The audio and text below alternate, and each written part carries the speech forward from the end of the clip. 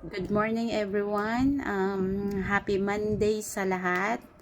So today, proceed na ulit tayo sa process natin. Since yesterday Sunday, hindi ako masyado nakapag-reply sa lahat ng enquiries at sa mga lahat ng nag-PM, hindi lahat nare-replyan since nasa labas tayo.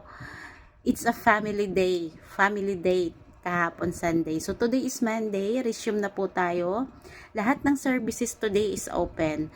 So sa GGibs natin is limited slot only. Still process natin is via QR. Open for walk-in tayo ulit. Monday to Saturday, 8 a.m. to 5 p.m. Yun yung schedule natin sa walk-in. So all services natin sa gustong mag-walk-in open tayo. Basta malapit ka sa location ko kasi iwas meet up ako. Kayo yung pupunta sa akin, kayo yung mag-walk-in dito sa tindahan ko. So sa mga gusto mag-walk-in, inquire lang po, PM lang po. At sa gusto din naman ng online process lang, pwede naman. Mostly talaga, mas priority namin yung online process kasi less hassle at saka mas mabilis.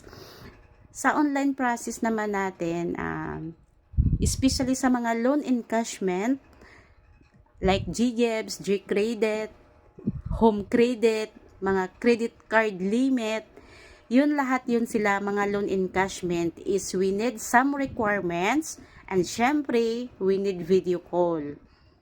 So take note everyone, sa gusto magpa-process ng loan encashment, we need some requirements.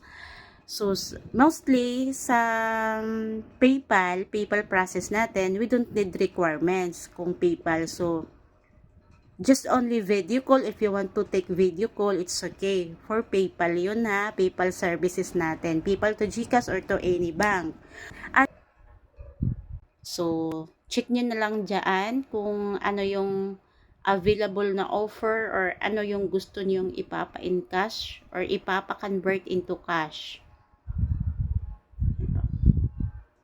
And thank you.